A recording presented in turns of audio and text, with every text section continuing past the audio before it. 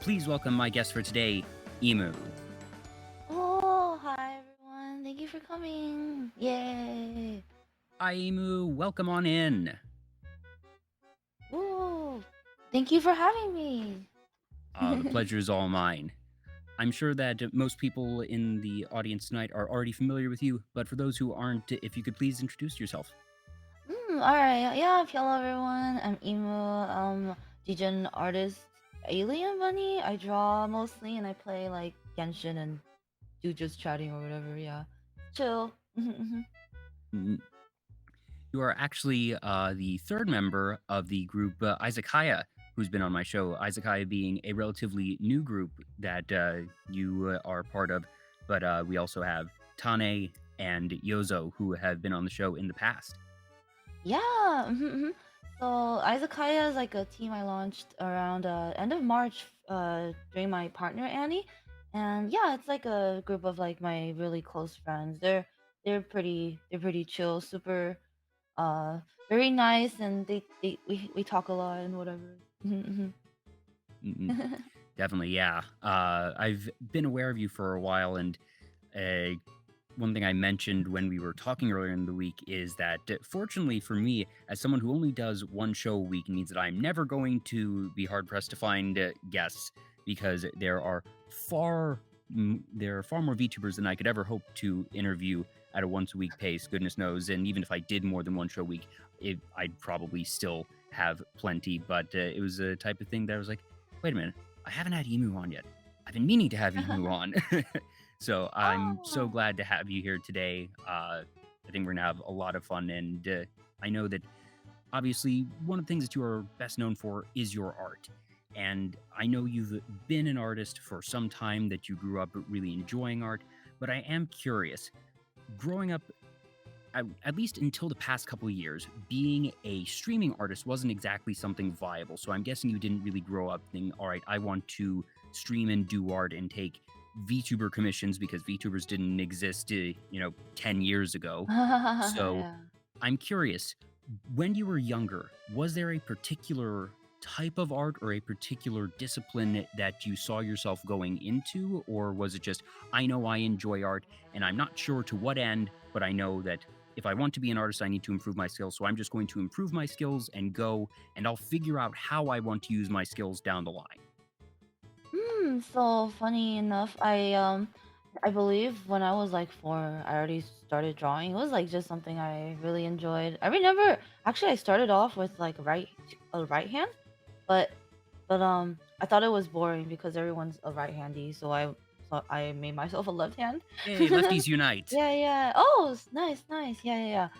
I yeah, being left-handed it's fun, but in school when you have to like write, you always like smear like the side of my Yes. hand. That was the Hmm. minus. That was the real struggle. Yeah, yeah. But I've always liked drawing. I believe I just started off with like small doodles. Eventually around like maybe I think it was fourth grade. Yeah, I was like fourth grade. I watched some animes. I think my first anime is like Sailor Moon and Zodiac Warriors or something. But Mm, yeah, I started from there. Um, just like throughout like my schools and stuff. People always said like I drew nicely, and eventually I just did anime cons. So that's like where I did like most of my travels and whatnot. I met like a lot of cool people. I love music games, so if you guys really like the arcade games and whatnot. Like that's my passion, and I make a lot of merchandise with it. Yeah, so during COVID, when the pandemic happened, obviously a lot of the cons were like closed, and it was really scary. But I'm pretty happy I started streaming. I met like a lot of cool people, and it's been chill. VTuber models are it's pretty fun for me to draw. It's a little bit stressful, but I think the best part is just seeing something you work really hard on and just move eventually. Like it's really yeah, pog. people sometimes talk about your art coming to life, and I think VTubing might be the most literal example of that I've ever seen, of someone actually, being able to literally and figuratively embody your art and to bring it to actual life in motion with sound. And I can't think of many other ways. That I suppose there's traditional animation, but that's you're creating the art and then you're having the voice superimposed. But in the case of creating a model or a design, you don't necessarily know how it's going to be used and that it really is able to come to life. So I've never actually thought of it from that angle, but I have to assume that's a really satisfying thing as an artist.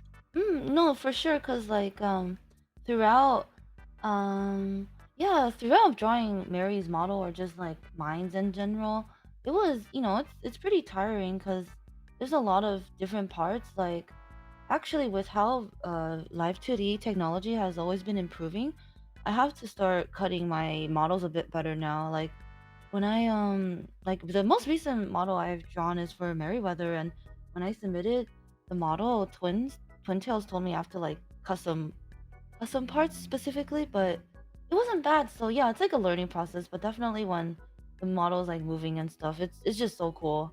I love it. Mm-mm. Well, I was gonna bring up Mary and the model that you made from a bit later, but you know what? Since you brought it up yourself, I'm gonna move us Sorry. over to the split screen area. Oh, no worries. Yeah, 'cause I There have a are, model. well, that's actually a piece of yourself, and we'll get to that one. But let's bring up the Meriwether model.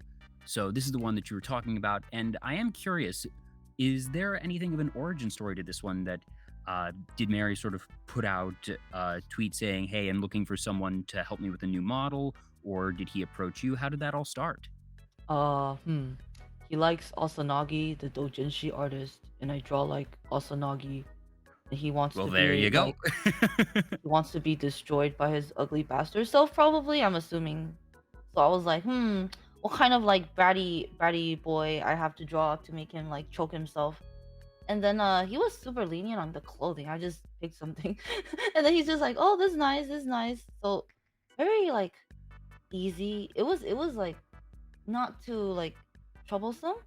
I was so surprised how lax he was, but I think he wants me to draw another one, which is a bit more it has like more direction. But yeah, it was Mhm. it was really it was super impromptu, honestly, because Mary talked to me like a long time ago. I think when I first started VTubing, we already like talked, and I think he always wanted me to do something for him. At first he approached me to make comics, but I was just in a lot of I just have a lot of like projects and like deadlines, and I never did comic panels in general, so I wasn't really confident. But we were just like talking casually, and he's like, "Oh, I would love a model from you." And then yeah, that's just how it started. And I think honestly, it's because we like the doujinshi, and Hey, I draw can't like blame a the guy for knowing what he likes. yeah, it was cool. And it definitely speaks to your maturity and just self-awareness as an artist to know, all right, I have as many projects as I can feasibly balance at this point, and the ability to say, while this is a really cool opportunity, I don't think I can take it right now because I don't know if I'd be able to deliver my best work. And I'm certain that while he might have been a bit disappointed that you declined, that he was probably very happy that you had that foresight because he would much prefer that than you saying yes and then the two of you having to sort of figure out how to make things work if your schedule's super hectic and then that causes pressure on him, pressure on you, and nobody wins that. Yeah, like, I think I still have to work on that. Honestly, like, I love making friends happy. Like, I think one of the biggest joys of drawing is just drawing for people or friends you care about and seeing their reaction. Like, sometimes drawing is, stressful as any creative process, but whenever I show my art to like my friends and stuff, they're really happy and it just brightens up my day. So, yeah, as long as long as we're having fun, as long as the communication is like okay, I'm pretty okay. But yeah, like I just don't want to like disappoint people and miscommunicate like deadlines because I know Mm, all the VTuber stuff is the deadlines are pretty tight because you have to like finish like one part and the person literally has to wait for you to finish that one part to move on to like the next part. So like causing delays is bad, especially when people like plan out their deadlines months ahead and stuff. yeah, to use a production and business term, there's a lot of dependencies in VTuber model creation because Obviously, the rigor can't start until they have the model, and the model can't start until Yeah. they have the initial designs. And frequently, people won't be able to start things like emotes or backgrounds until they at least have the concept done, because they'll need at least basics of the design or color palettes and things like that. So, especially if you are earlier on in that flow, that a lot of things do really depend on you. So, like I said, it's good that you're able to recognize that. I feel like this is something that most people, whether it be as an artist or just, in business, in streaming, in life, being able to balance and figure out, all right, when am I able to manage things and where is that line of too much, and recognizing when you are just before that point. Because if you can get to just before that point, everything's okay. It's a problem when it's just after that point. Yeah, yeah. Yeah, it's just deadlines, we all just have to work work on it and, plan ahead and stuff. Obviously, it's hard because for me, whenever I draw, kind of have to like tunnel vision because if I don't, I'll start thinking about like all the other things I have to do, and it's just Mm, really bad. So yeah, definitely everyone has to be kind to themselves because deadlines suck. Like I yeah, have video editing and rigging friends and yeah, or color guys who made my music. He always has like deadlines and stuff to do. It's stressful, so yeah, definitely take care of like your mental health. Yeah. for sure, for sure. That outside of VTuber Talk, I do a lot of different projects myself. I work full time, and then, you know, there's different things I do, and being able to know, all right, when I started VTuber Talk, it was something very explicit that I sort of told myself, all right, I'm just going to do one show a week. Because if I try and make this a full time streaming schedule or do 3, 4 shows a week, one, I don't think I'm gonna be able to balance it, and two, I think I'm gonna be more prone to burning out. So that's how I approach this, knowing myself and my own commitments. Oh, but that's good though. Honestly, like once a week is like pretty chill because it's like you have a lot of time to like write up the things and like plan it out. That sounds comfy. Yeah, it's been very nice. And I approached this from the beginning as a casual passion project, and it's very much gone the way that I had hoped in terms of just the commitment required. And I'd like to think that I've been able to put out some fun shows over time, and that I've been able to do right by my guests. And that's really, at the end of the day, what means the most to me. Mm, So, yeah, yeah, yeah. for the Merriweather model, and I suppose for your own as well, are there any areas that you found either particularly challenging, that you didn't expect to be that challenging? Or were there any areas that you felt like you just really had a good handle on from the beginning? Um, Mary's model was like it wasn't that bad for me. I would say my 2.0 model was really hectic only because I went like the Gyaru route and there's like a bunch of accessories so that like killed me. Like I would say Mm. my 2.0 was really stressful and like after the 2.0 I just felt like man I could draw like anything kind of except armor kind of sus. But like yeah, yeah, like Mary's a model. A lot of the things I've already had experience coloring and rendering, so it wasn't bad. Maybe the vest, I guess, because I was trying to like test out how I want to like color things and whatnot. So it was like getting the contrast right or like the coloring. But yeah, I think I did okay, I guess.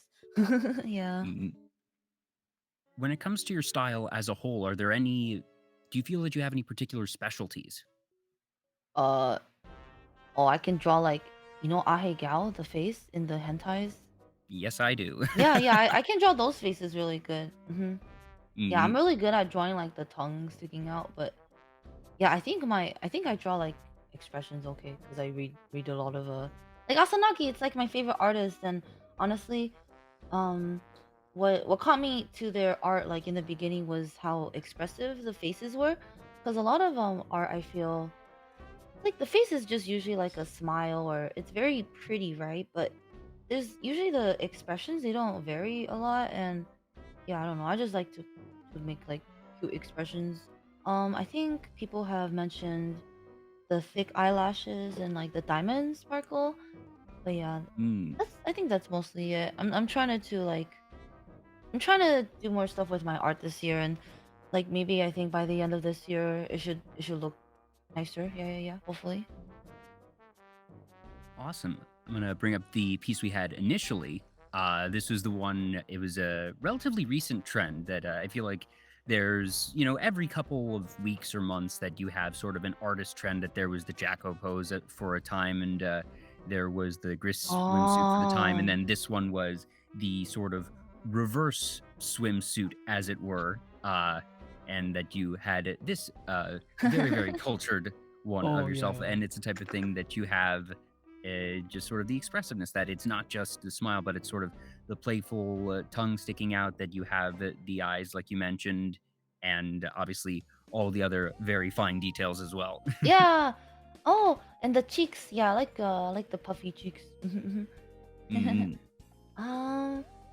Yeah, this is one of my recent pieces I did. It was for my partner Annie, and yeah, I've been trying to color better. This is like the first drawing I think that kind of made me realize I need to like do some stuff with my like art. So actually like yeah, so the baby picture, whatever, you can show her later. I was like doing my color processing and stuff and whatnot, but yeah, like as I mentioned, I do artist alley, so I honestly think the competition to get into like the tabling is going to be higher and higher every year because there's just so much people that apply, and I just I'm just telling myself like I gotta get good. Like either I draw like a background sexy art or I just draw like tits wherever and fuck make them really big so they're eye catching. Yeah.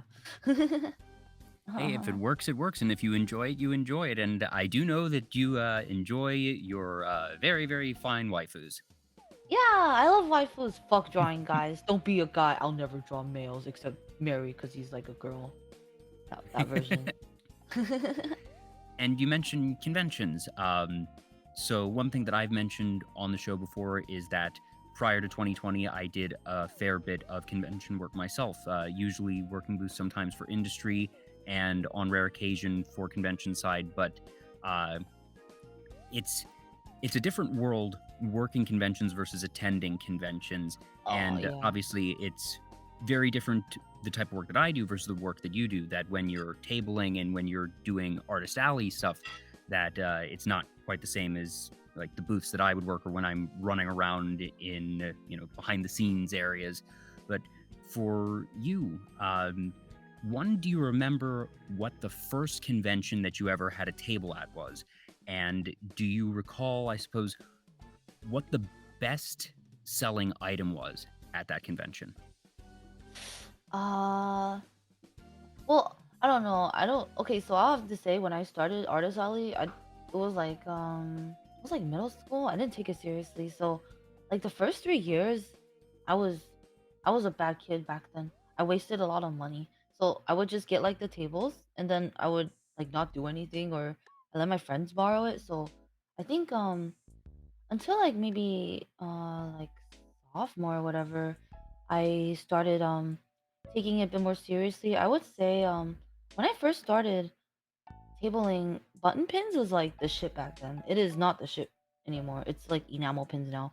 Hmm. But back then I started with like button pins, and I remember I had to draw like all the shonen characters. I drew like Bleach, I drew Naruto was like yeah, Naruto and Bleach, all the shonen stuff was Yeah, the Shonen classics. yeah, I mean it's still like really popular now, but I believe it was those things plus I used to do this thing at my anime cons. I would draw you like a chibi com like on the spot, and I was making pretty bank from that, but it was it was high level stress because I was drawing like a quickie for like $5, but they like stand in front of me and then it got like kind of popping. So there was like people Oh, standing behind me. I drew really fast. That was why I offered because I do traditional art fairly fast. My line stroke are very quick, I guess. Like if I have to mm, say like an artistic thing maybe, my strokes are like really fast. It's not like super um like accurate perhaps, but I really like doing like really quick line strokes. So I was able to do pretty well doing like the chippy comms, but eventually it all things changed up and whatnot. So nowadays my most popular items is probably like my stickers, my charms, and like my t-shirts if I do like a rhythm game thing. Yep. So Hmm. it's like spread out, but honestly, stickers and charms are just the easiest to do for anime cons. Yep. Yeah, because those are just going to be, manufactured en masse, and that usually those are cheaper individual pieces. And I I've never been the type to, buy a bunch of charms, stickers, or buttons, but I've definitely seen, just as a convention goer and observer, the shift away from buttons. As you mentioned, that I feel like back in the day that people would have those little sort of the cap button machines, and that No, I you know have it. I spent my like college FAFSA on that shit. It's yep, just so fucking expensive. They're and like that it yeah. for back then, it was something that was expensive enough that not everyone had, but it felt like everyone at Artist Alley, if they'd invested anything, that the first thing that a lot of people bought was one of those button machines, because it was very easy and very cheap, and that you could make one of those for $1 or less in terms of your own cost, and then sell them for $3 to $5 and get a pretty good Yeah, markup there. it's very cheap. Like the button machines are 500-ish, 200, but the parts are like 0.03 cents. But Hmm. like what Sango was saying, they literally just fucking fall off the backpack because I made 1 inch, 1.5, and 2.25. So right now, Hmm. the 2.25 is still okay because it's like big and cute. But yeah, people would just buy like the 1 inch ones and they just like fall off and they just like come back and buy more. I'm like, okay. Yeah. Well, at least you're selling more. But I definitely remember, and it's still something that you see nowadays, but it's not nearly as common. Someone walking around with like either their bag or their hat just covered in 1 inch buttons. That there's Ita bags now, Yes. which will usually have something like a combination of buttons and charms and other things. But Ita bags are a bit more curated, I suppose. But it used to be basically that you would see people who would go to a convention and just get anywhere from 1 to 5 buttons per convention, just slowly accumulate them and completely cover their bags or other objects, and that it was a thing back then. It's still a thing now to a lesser extent, but like you Um, mentioned, nowadays it's more stickers and charms. That phone charms really, I feel, have had a big charms. boom. Oh yeah, dude. Like, if you guys check out the technology of like how manufacturers do the finishes now, it's crazy. They even have like lollipop charms. They have like candy shaker. They have like shit with water. I don't know, hourglass crap. I don't know. It's crazy. But yeah. Um, did you know at some cons they have those ribbons? Like my Oh, anime Los Angeles, it's like one of their traditions to order like those ribbons and you can like mm-hmm. trade with people and stuff. It's really cool. Yep. Yeah, badge ribbons, and that, sort of they're stackable. So I've seen people that at the end of a convention will have it basically just draped down, you know, 10, 12 or more ribbons of different colors. And that became sort of a meta for a time, that people would order their own personal ones and be like, find me at a con, you'll get one of my ribbons, or that different booths would give them out as incentives. Like even industry for a while would do those, and it would be something, come to our booth and sign up for our thing, or check in if you're a subscriber to our video service, and that you'll get a ribbon to add to your badge. And they were Yeah. just these little trinkets that people really enjoyed. And I don't know about you, but I keep all my convention badges. So I I do have too, yeah. they're But I just just stole nice them. mementos. Yeah. Yeah. So the ribbons have been. I think that the day of the ribbon has passed, and that they are now going towards, like you were saying, uh, phone charms, stickers, especially car stickers, and that's probably just a symptom of a Oh. lot of us weebs are, when we were all younger, our parents would be taking us to conventions, and we wouldn't have our own car. But now that we are older, we have our own cars and things like that, that we can deck them out in nerdy things, and you know I still get social media ads of just, these companies that will make these kind of obviously bootlegged ones, sometimes stolen art, and that's never good, but that artists will legitimately sell their own, and that's become pretty popular nowadays as well.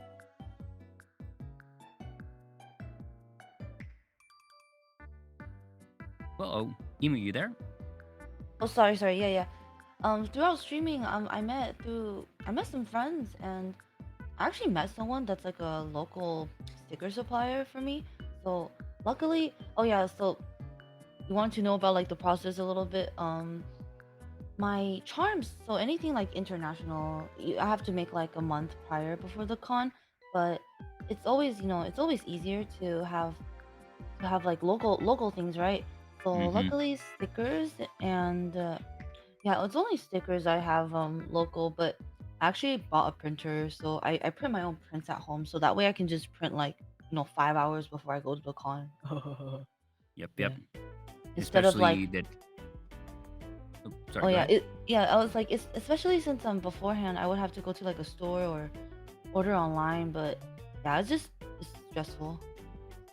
Yeah, and also, I suppose having your own sticker printer is sort of the new having your own button machine of being able to just make your own, that it's cheaper for you that way, but also it lets you react faster because, if there's a new character or a new outfit on a character or some sort of ongoing meme that, like you mentioned, it used to be that you would have to order, a month or more in advance. And even if you get someone local, it's usually going to be a 2 week turnaround time or something like that. But if there's, you know, a new meme that came up in the last week, that if you're able to make the art and if you have the machine, that you can then hop on that train and be one of the first people to actually have merchandise for this thing because other people are having to wait for the turnaround time and you're not.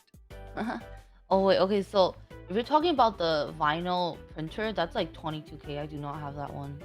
I have the what I if I have to make so there's like two type of stickers I would say. The one that you have to pay for more is vinyl decals. Like all my stickers are that material. It's weatherproof. I have to get that made because the other stickers that other artist alley sells is like they make it at home.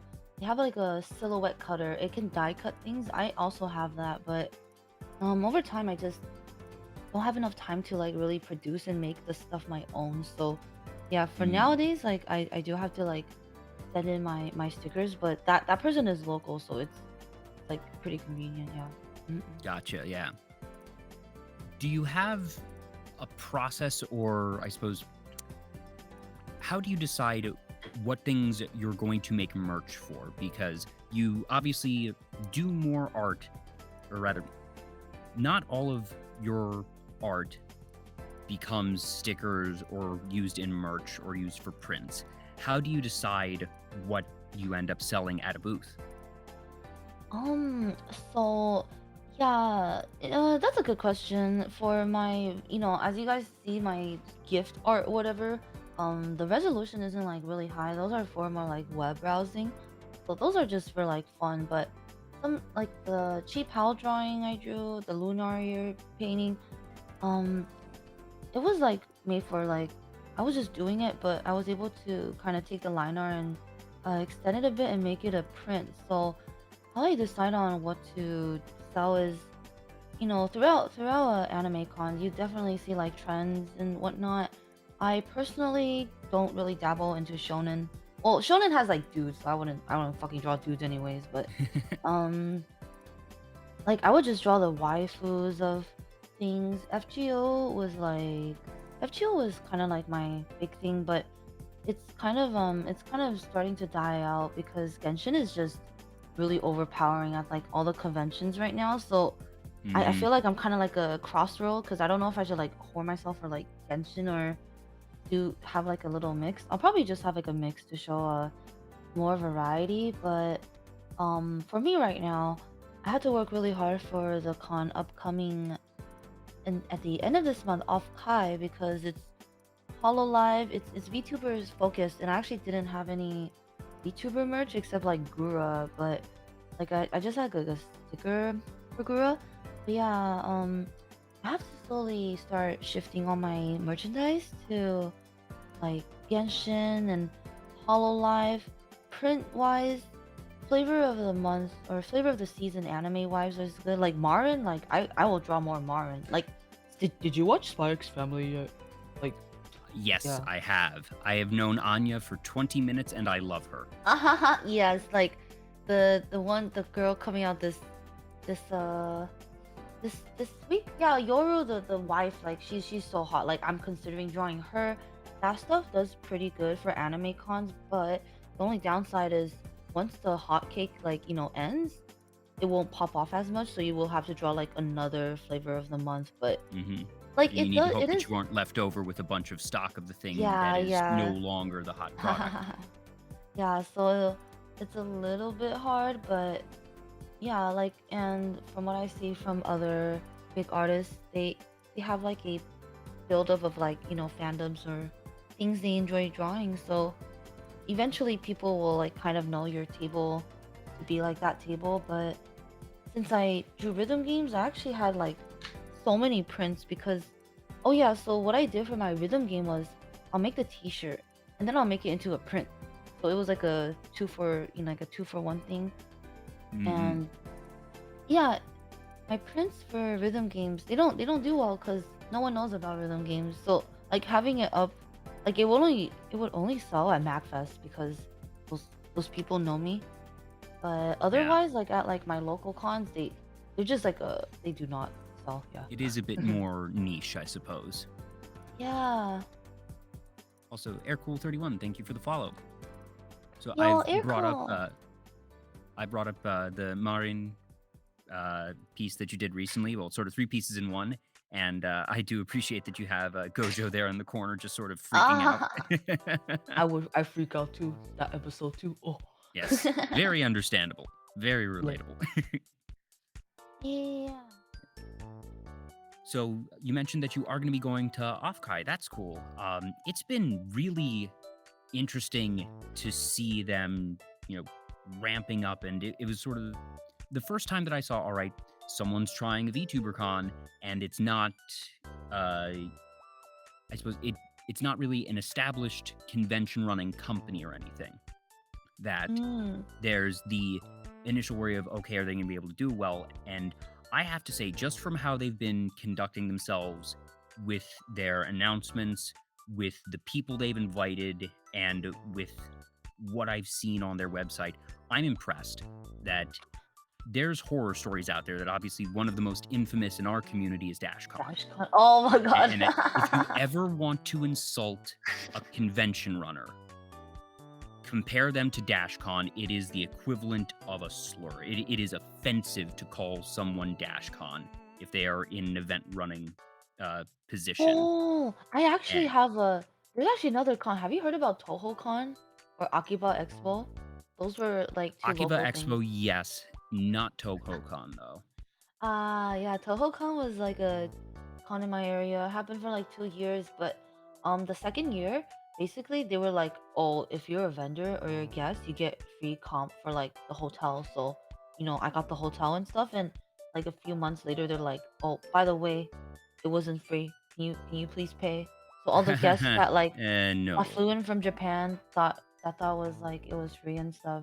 They Oh had to my pay and stuff, gosh. so it was really bad. But like when it happened, it was fun. It was pretty fun. Yeah, yeah, yeah. Yeah, that is.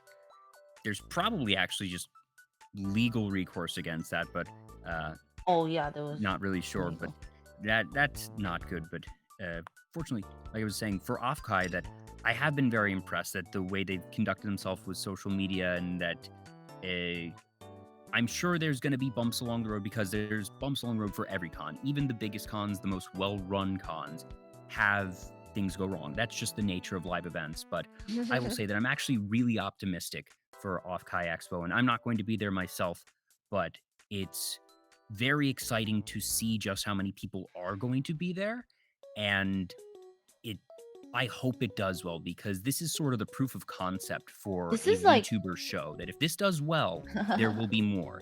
If this crashes and burns, it might not be something that someone else tries for another year or two. I personally think it will be pretty okay.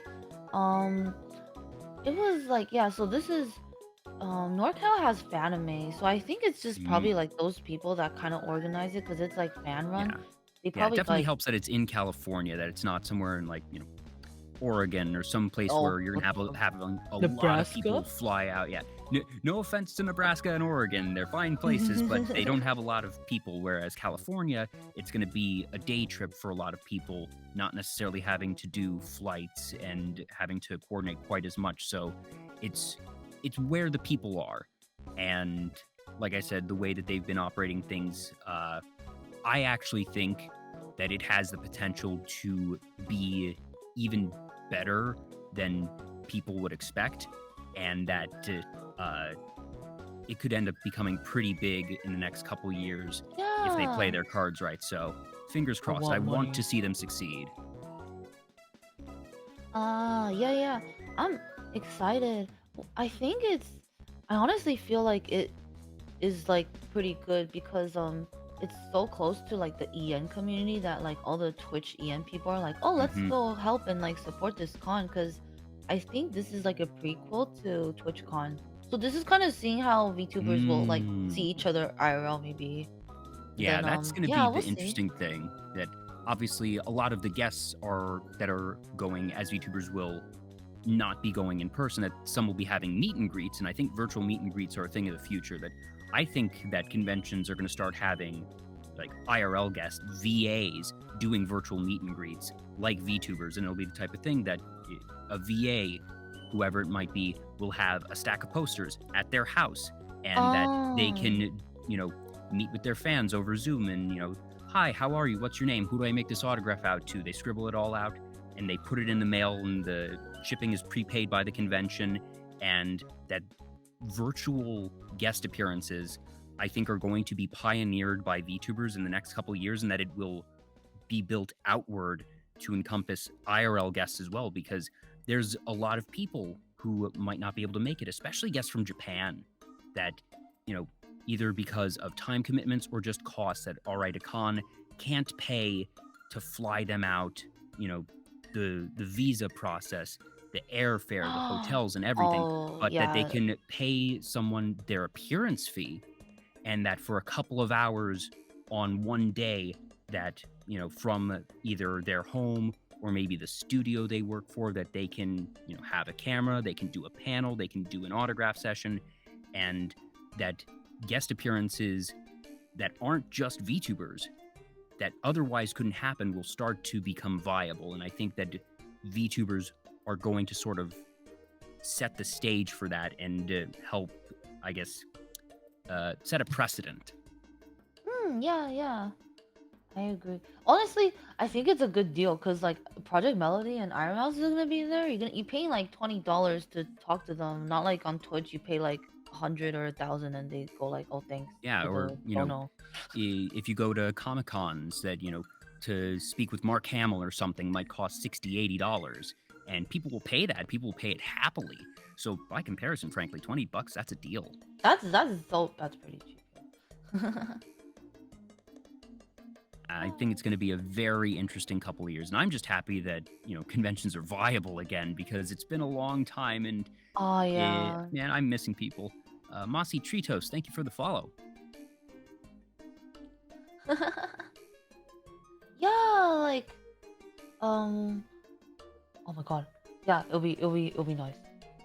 Look, remember it. So going back to your booth for a moment, some of the things that I remember seeing, because usually when you go to a convention, you'll take a picture of your booth setup and everything. If memory serves, you actually have some less common items. If memory serves, you have, um, why am I playing one? What they're called? Blindfolds. Just sort of sleeping blindfolds. Oh, the Uh, Ahiga ones? yeah. Mhm. Oh, they sell pretty good. People pronounce it as Ahig. Oh gosh. Yeah, man. I heard people come to me, they're like, "Can I get the Ahig mask?" And I'm like, "What the fuck Uh, you saying, but boy?" how do they drop the O? The O is there. I don't know. It'd be one thing if it was if a Ahiga? word ends with an E. I understand how some people may or may not pronounce it in E because English is quirky like that. but I don't understand how you just completely drop a letter like "oh." Eh, I don't know. pronunciations are weird. Um, Yeah. so how did you initially think of those types of, blindfolds or just eye covers? Because that's not something that I've really seen at a lot of booths. I'm trying to remember if I've Oh, seen it at any booths before. Cause I'm horny and I wanted to make it, and it was pretty cool. I made it like wait, let me check when I actually made the item. Um, I don't know. I think it was like a joke, and then my shirt supplier, they make a lot of products, right? So it's like they have Mm, the technology to print whatever. So I yeah. just decided to try it out, To and sort of experiment. And you're like, oh, they allow me to print these. What would I put on these? Well, of course I'm going to put some Ahegao eyes on these because what else am I going to put there?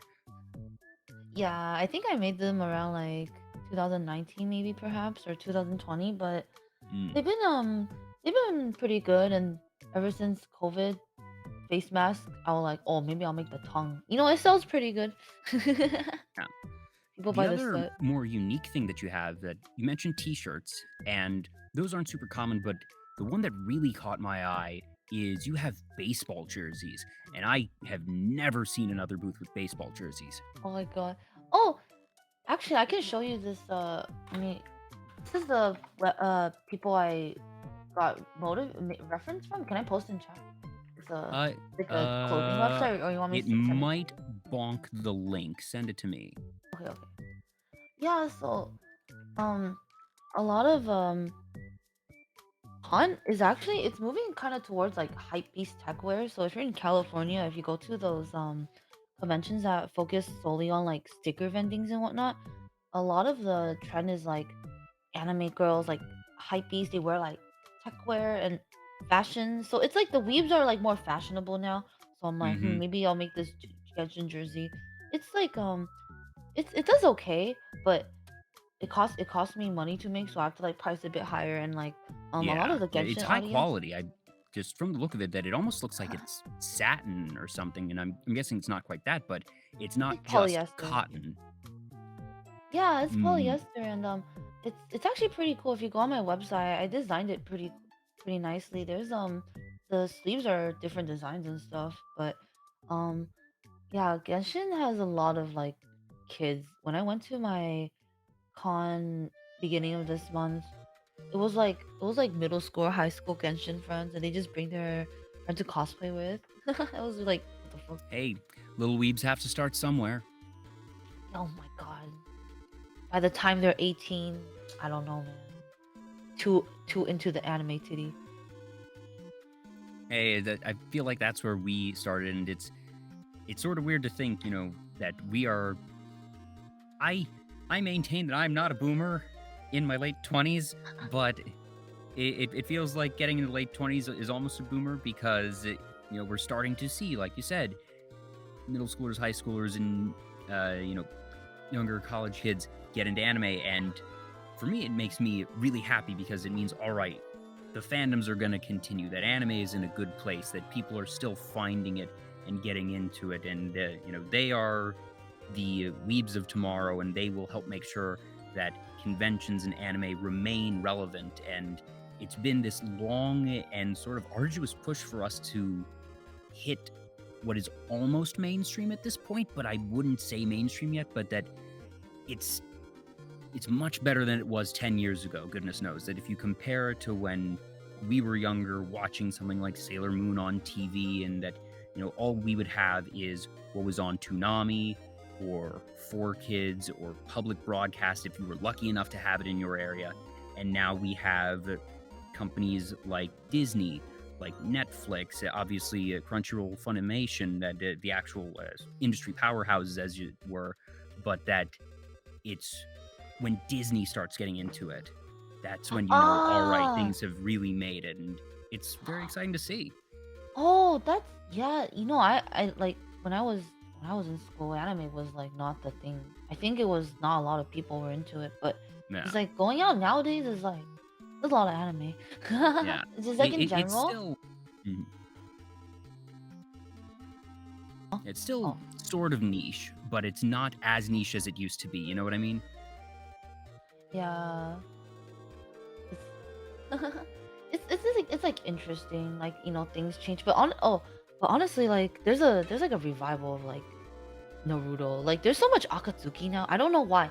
It wasn't as bad, but the first I went to after COVID was Anime Week in Atlanta, and I already saw some like Akatsuki pattern stuff. But as the months passed, like I see more and more Akatsuki. Like every day of a con day, I see like 5 Akatsuki shits.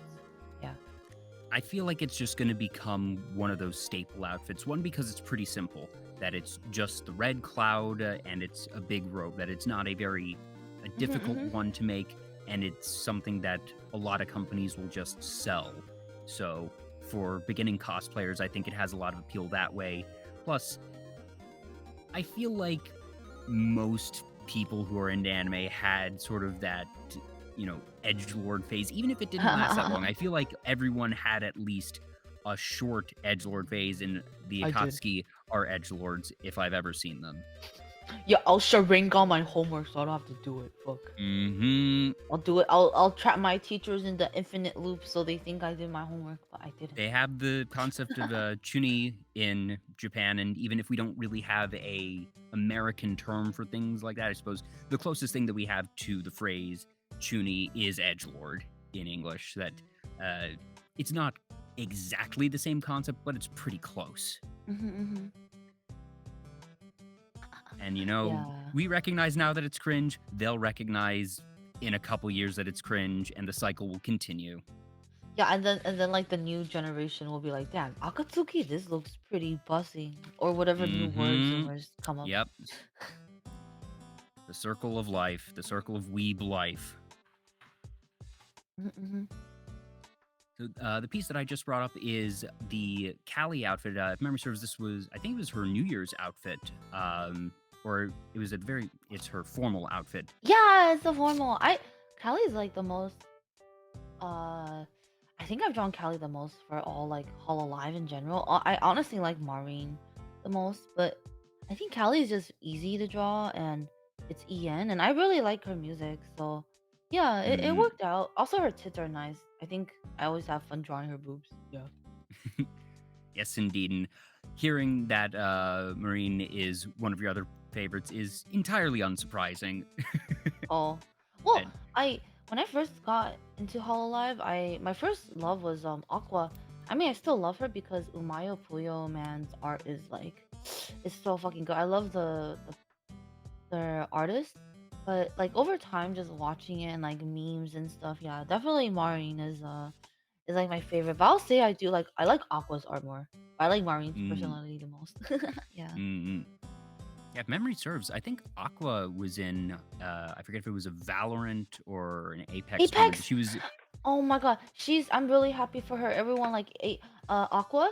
Oh my god, she works really hard, and she's super amazing in Apex because she basically soloed to like masters, and like it's really hard because getting to that rank you need like good teammates. So basically she was able to carry all her teammates, and this is actually her first tournament. Like Shibuya Hao is the Apex Legends like VTuber host, and I think like once or twice a year he makes like this big VTuber tournament, and this is Aqua's first time entering, and like I'm really excited because in the tournament they have really good rules. So each member is like kind of like assigned a point system, so a team can only have like 18 points. So it's like you have to like balance the units. It's like, if someone's like 10 and then someone's like 3, you can only have someone that's like power level at like 5 or whatever, right? And Yeah. Aqua's like 10. There's only like 3 people that She's have max 10. level. Yeah, she's really good, and she's playing with Toa and Suisei. I think they're doing pretty well, but yeah, I don't really play Apex. I don't really watch it, but I mean, I watch it to support them. Yeah. Yeah, admittedly, I don't either. I've always been complete garbage at shooter games, but I had seen the news recently about her, and I knew Suisei. I had forgotten who the third was, so thank you for reminding me that it's Toa, Toa. yeah. That it's great to see them getting involved, and memory serves, that's happening today. I don't know if it's finished yet, but Hopefully they are doing well. We'll have to check after the show. Oh my god. Yeah, like Shibuya How is debuting Neoporte. It's like a new VTuber group of like Apex people, and their designs are really nice. Ooh, very exciting. Didn't know about that part. Oh, yeah, Now, I can show you the Twitter real quick. Cause like the trailer was really cool. And yeah, I feel like every time like VTuber stuff happens, I think the bar just like raises up more and more. Just like how the EN community, right? But yeah, that's the VTuber group. Super excited. as I bring it up on my end. Mhm. Neoporte. Now, you'd mentioned that you yourself really enjoy rhythm games. Now, there's a lot Oh of different yeah. types of rhythm games. That there's obviously Dance Dance Revolution.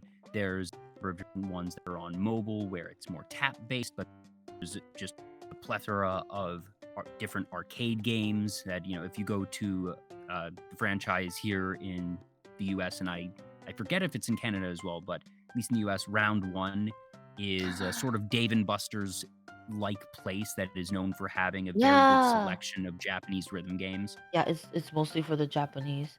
Cause like DNB is like the arcade before round one, but yeah, so I specifically like Japanese rhythm games, so it's even like more niche. There's Pump It Up, which is a diagonal DDR, and that game is it's really accessible. Like you're able to just buy a machine at home and go onto their like network, but Dance Dance Revolution, Beatmania 2DX, Sound Voltex, Dance Rush, those are like Gita Adora, those are like the games I enjoy. And Konami wouldn't give you like the network that easily. So like I have to go to the arcade for those, and only round one in USA offers data saving. And Dave and Buster's only have DDR online. It doesn't even have Beatmania and Sound Voltex. And yeah, Beatmania is the one I play. It's like Mm, a DJ game with like 7 buttons. Yeah. I'm gonna bring us back to the main screen. Yeah, Pump. Oh, you know Pump. Nice. Darn, still chugs there. I'm running on a bit of a potato of a computer, so it lags out sometimes. Okay.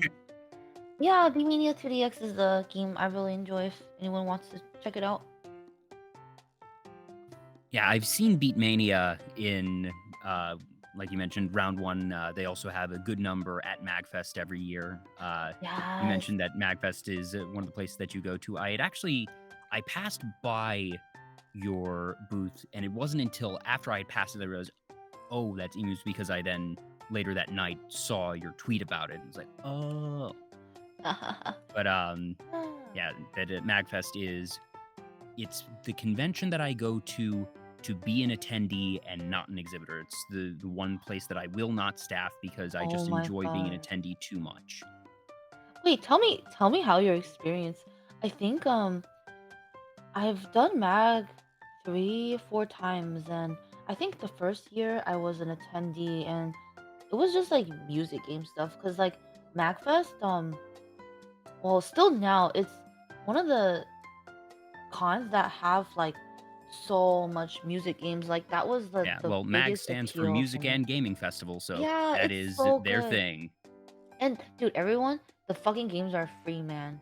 Like Yep. they're free. You don't have to Yeah. pay. You just like go in So and good. blind. It's Yeah. so For those who good, yeah. haven't been to MagFest, it is at the Gaylord National, which is just outside of DC, and it's honestly one of my favorite venues ever because it's all self-contained. That the main hotel is attached to the convention center, and it is a 24-hour convention.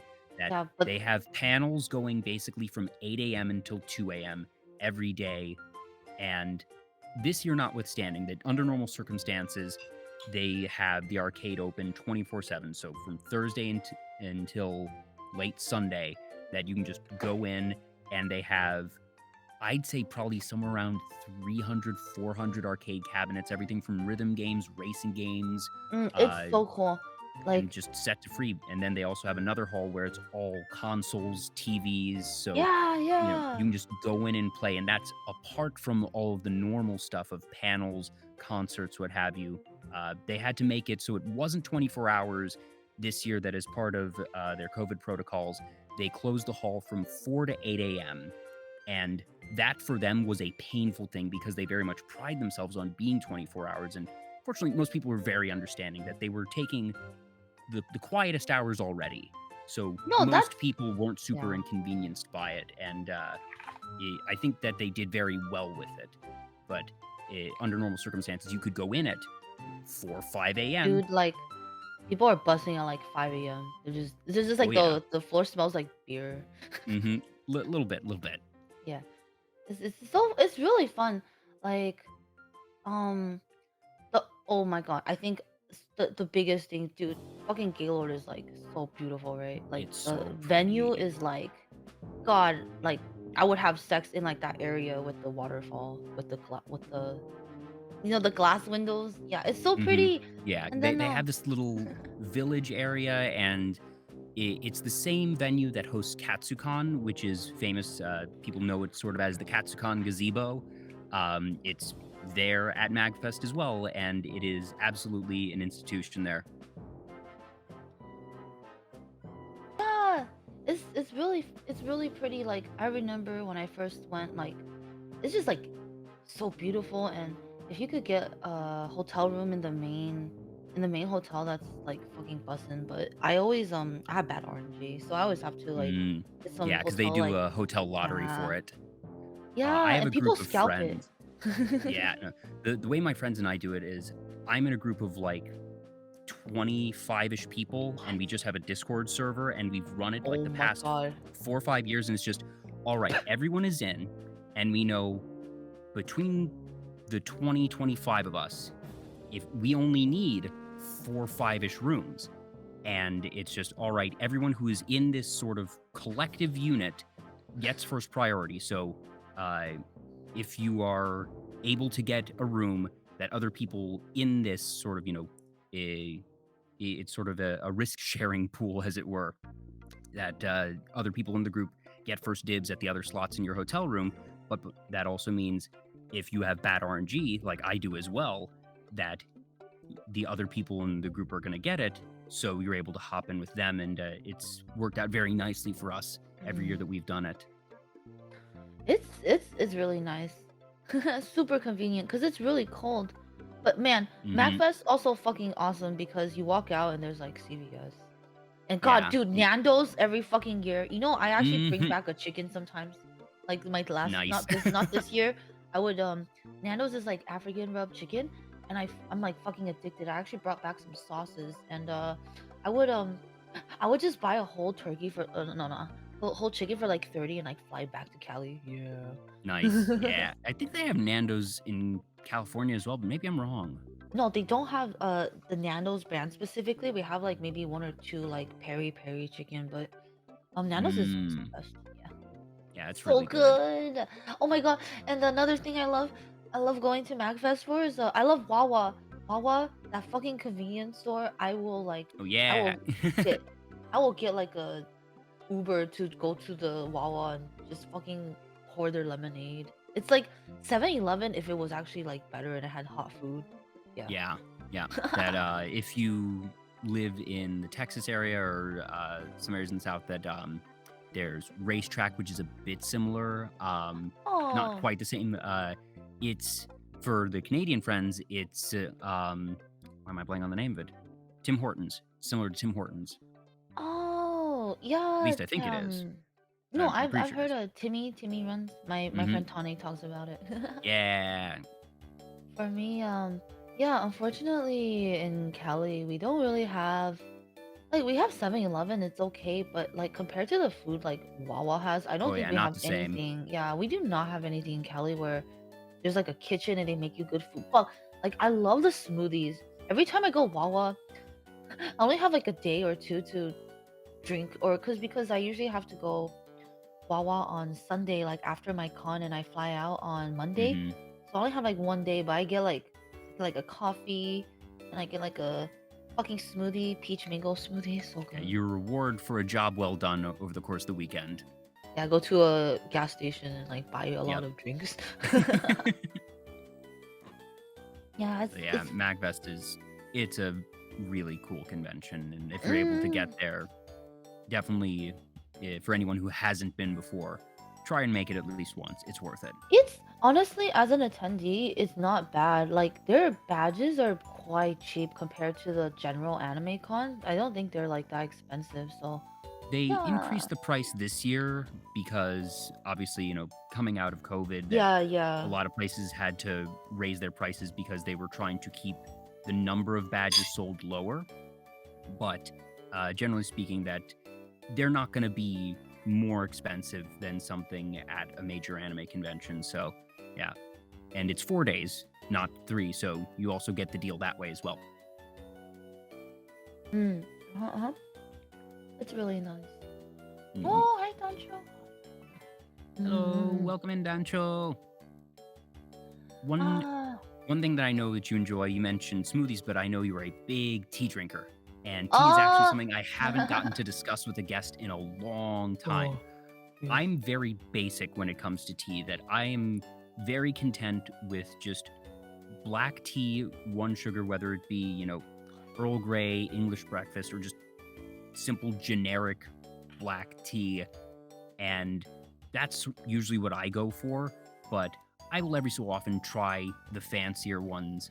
I know that your favorites are green teas. Do you have any either favorite brands or favorite drinks for green tea? Or just tea as a Uh. whole? Okay, so when you say tea, it's like the milk tea stuff. So I go out and buy my milk tea. I don't really brew my own tea. I should. I actually have a lot of tea I could brew, but usually when I'm like doing work, I need something like instant. However, Mm. I like chrysanthemum, oolong is pretty good. Green tea is good. There's some tea leaves that my parents have, but I haven't like I haven't had them in. I don't know what the name is, but as for I love boba milk tea, so I know not a lot of people have access. Like if you live out in like the middle of nowhere, you're not gonna have milk tea. But just imagine like Starbucks, I guess, but they only specialize in like tea, and all the teas have like different syrup flavors, and there's like different milk tea flavors, and sometimes they have like smoothies and coffee. So that is very common in my area. So I go a lot, and yeah, I love green tea. I love any fruity flavors with green tea. There's also like honey. I like honey green milk tea too. Ooh, yeah, Um, that's good. I enjoy the honey green milk ones as well. yeah, and then they have um there's foam. Did you know there's like cream foam? It was a new thing that I've happened seen this like a at few a years couple ago. of places. It's not super common, but I've had it once. It's interesting. Um, i- it's it's frothy. It's sort of creamy. I usually don't get it because then the volume of that takes up a lot of space in the cup, I and get it. I I get a light. I get like a easy mm, foam. okay, that's the tech. Also, Cause thank you, yeah. Juan678 for the follow. Oh yeah, I won. Oh, like I'm kind of like you, so I often say I love boba milk tea, but I only say the word boba because it gives you like the direction that I'm not drinking like normal milk tea. It's like Mm-hmm. more like the Asian side, but Yeah, yeah. I'm also kind of like you. If I don't want things in my drink to take up volume, so I don't really get toppings that much. I get less ice and less seafoam mostly because I want to enjoy my tea. I love I Mm-hmm. love like just Like the tea, so good. Yes, yes. Yeah. ah like if you ever go milk tea is like milk tea, there's so much varieties. um at some cooler like higher tier tea shops, they actually let you pick out like the strands of the tea. So black tea, it's generalized as black tea, but it's actually like Assam, Ceylon, red jade. I think those are like the normal ones. I think most places are like Assam, red jade, and Royal Ceylon. Earl Grey, that's all like the black teas. Those ones Mm-hmm. aren't that common, but the Earl Grey milk tea is pretty bussin'. For green tea, I believe. Fuck, I forgot the strings. There's like Alpine. There's like High Mountain green tea. those two are pretty common. I think most green teas are like one of those, and oolong is like there's like Alishan and like osmanthus.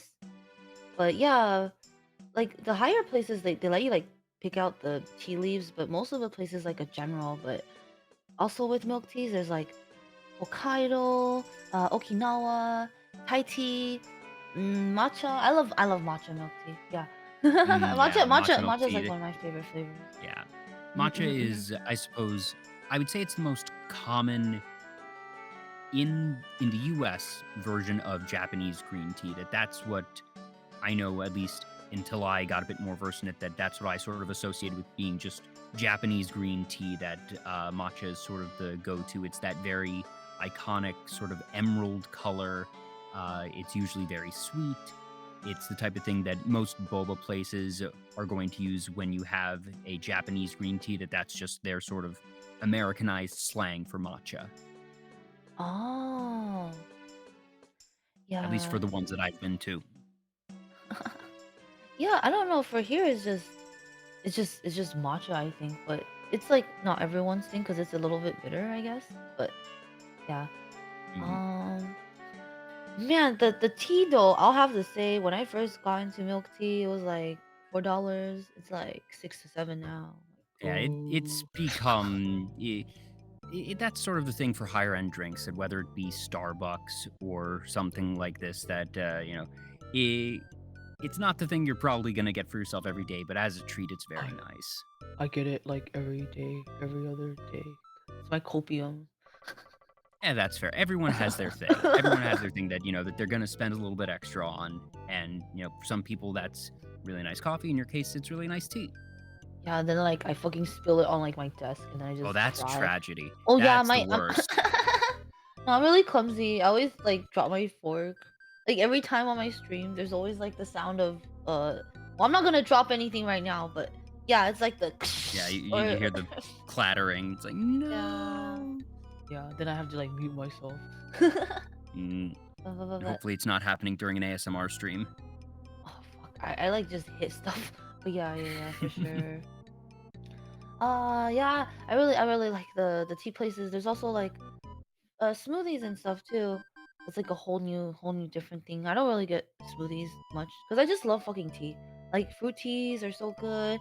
Honestly, my go-to is like 4 drinks from stores because I deliver my drinks, so that way it's Mm, easier to like I kind of hoard them too. So yeah, if I buy don't in bulk. finish, That way, you're yeah, only paying yeah. for one delivery fee as opposed to four, and you just put a couple in the refrigerator, and that way you have one for today, one for tomorrow, or late night snack, whatever. No, Do it's like you two prefer for yours? today. Do you usually get cold or hot? Cold. I don't really honestly, hot ones are kind of a rip off. The cup is a bit smaller, so I would just get like I get cold. I drink hot coffee a little bit more nowadays, but milk tea wise it's always cold. But if I'm brewing like just tea from a tea bag, then I could just drink it as is, yeah. Like I love tea in general. Mm, Tea these nuts. Okay, okay. I need a well these played. nuts joke. Hey, I respect that. Yay. Uh, when it comes to anime, there have been a couple that you and I have both seen in the past year or so that we both really enjoyed. That you mentioned that you're actually the type to watch seasonal anime. I've been watching a bunch of seasonal stuff myself, but in terms of some ones from recent seasons, do you want to talk 86 or Vivi first? Oh fuck. Let's do Tough Vivi. choice. Do Okay. Vivi. Yeah, so this is Vivi Fluoride Eye Song. It's Vivy, not to be confused with Vivi, the Yeah, not VTuber. the VTuber. Yeah. Oh shit. And It's I so remember good. when I was going to spell this in my notes, I actually did VIVI because I'm so used to it from Yeah. VTuber. But it is it's a time travel music series. The time travel really being the crux of it, and like it's it was my second favorite anime of 2021. My number one for the year being Odd Taxi, but Vivi was number two, and it was a very comfortable second place for me, and I really liked it. So, what about it for you? I suppose caught your attention. That are you into time travel? Is it because it was an idol Mm. series? It was a very pretty series. Goodness knows, Studio Wit did an amazing job with it. So I think I remember I was checking the animes for like that season, and I saw like Vivi. At first, the art didn't really stand out to me. It's like the stylization is it's like robot-y, so it's not like as moe. The rendering was like okay to me. It didn't caught my eye, but after watching just like the first episode, I was like, wow, this is crazy. So I know music is okay to me. I think what was just it's just like the how like time traveling I think is always pretty interesting. It's a little bit maybe like cliche or used commonly, but I think Vivi did a great job, and any anime with suffering and people dying or pull on the heartstrings definitely it's pretty good. I know I cried in like one or two episodes. It's just like fucking like so tragic, and they just have to try so hard, but in the end it worked out. But a lot of sacrifices came and whatnot. But it's just like so many animes nowadays, they end so shit. And VV and like 86 are like some of the animes that just end so good. Like fuck, Darling in the Franxx, bro. She's 02 is hot, but goddamn, the fucking ending was just like what? It was just so bad. Yeah.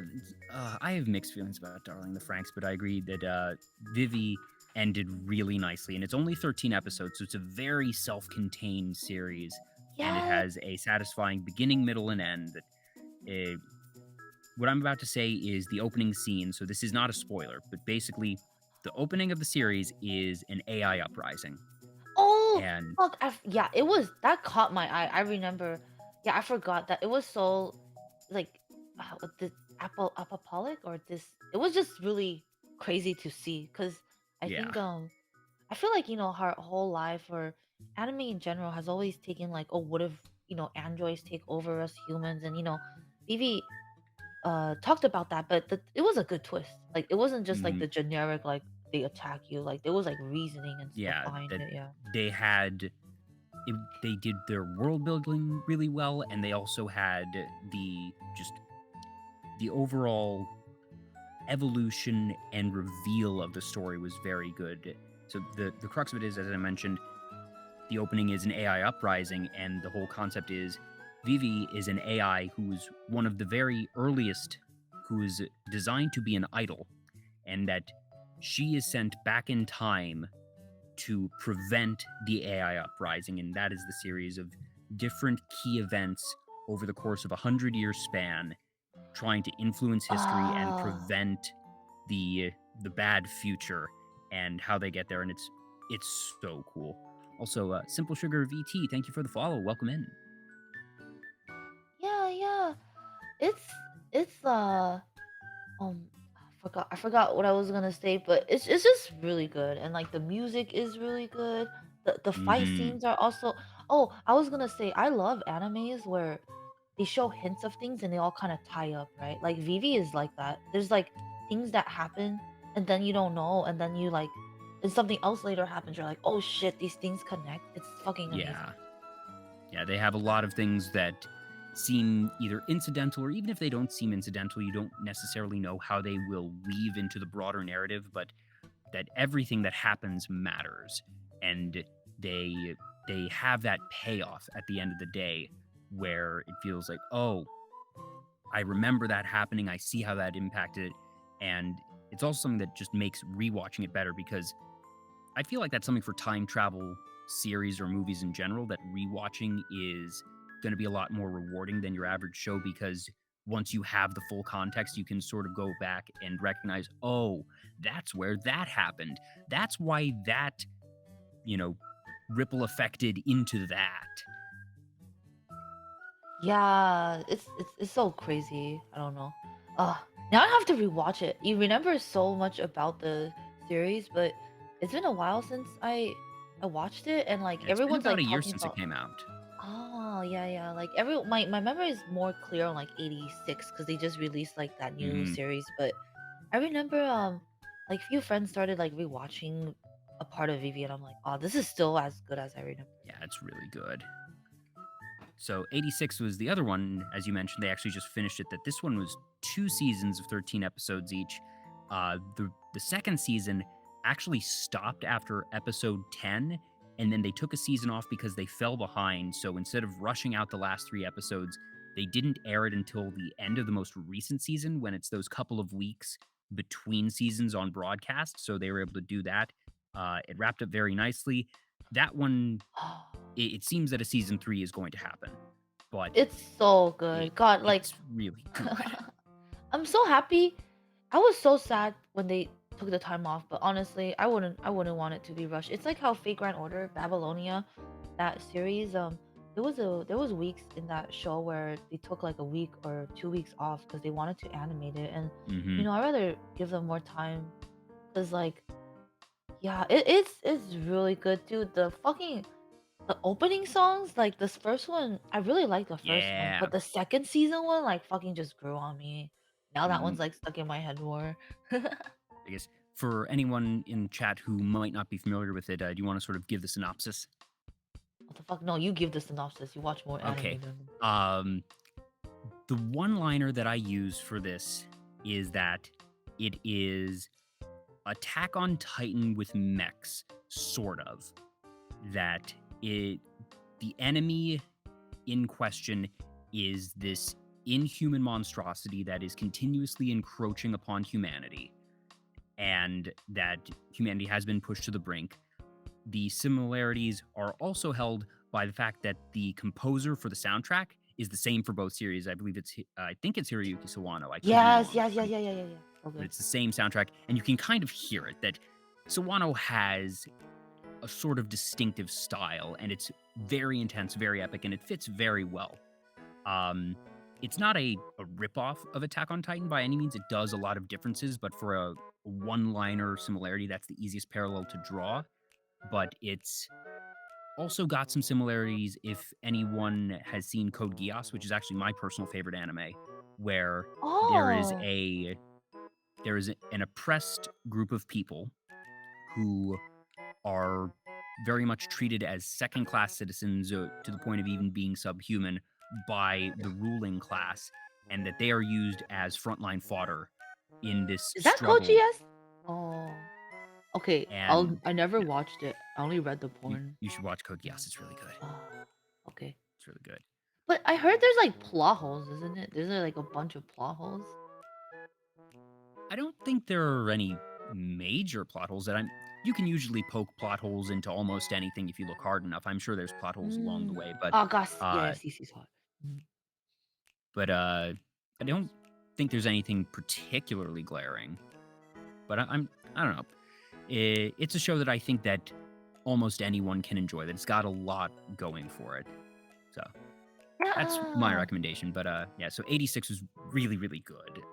Just the action, the music, the characters, and like you said, you enjoy shows that are a little bit tragic, and that show can get tragic. Oh boy. Oh yeah, I'm sure. Yeah. Yeah. Actually, I never watched Gurren Lagann. I know that one's like a fucking classic too, but I never Yeah. watched it. Well, that was done by the same people who did Darling in the Franxx, Yeah, and Trigger. Yeah, yeah, yeah, I know. yeah, and it shows that. I don't want to give away too many spoilers, but they do some things similar but much better than Darling in the Franxx. Oh, That no, I yeah, I agree. I think like Trigger was good. Trigger is known to be like good, and uh Darling in the Franxx disappointed a lot of people, but they were also working on Gridman. So I think that was that's another. right, they were. Yeah. Gridman's pretty good. I mean the two bitches. I like Akane, but I kind of wish Akane had like Rika thighs, so she'll just be stacked.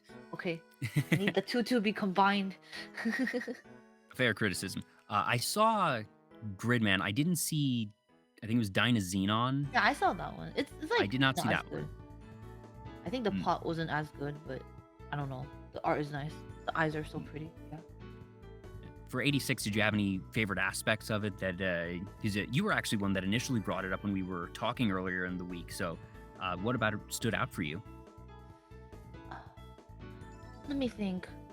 I don't know. I just really like I like the conflict. It's told like really well. The battle scenes are really epic. I think the fact how the enemies are like they have like the brains of like soldiers. It's like so fucked up. It's like so cool. And then how Shin has to like kill us. He has to like do all that stuff. I Yeah. personally like crazy people maybe. I really think Shin's like really hot when he gets nervous and then he like smiles. I'm like, oh nice. Think about your brother more. But yeah. It's like kind of sadistic of me, but God, but just like the ending, like what happens is like it made my heart like so warm, and I'm just really happy for the ending that they left on.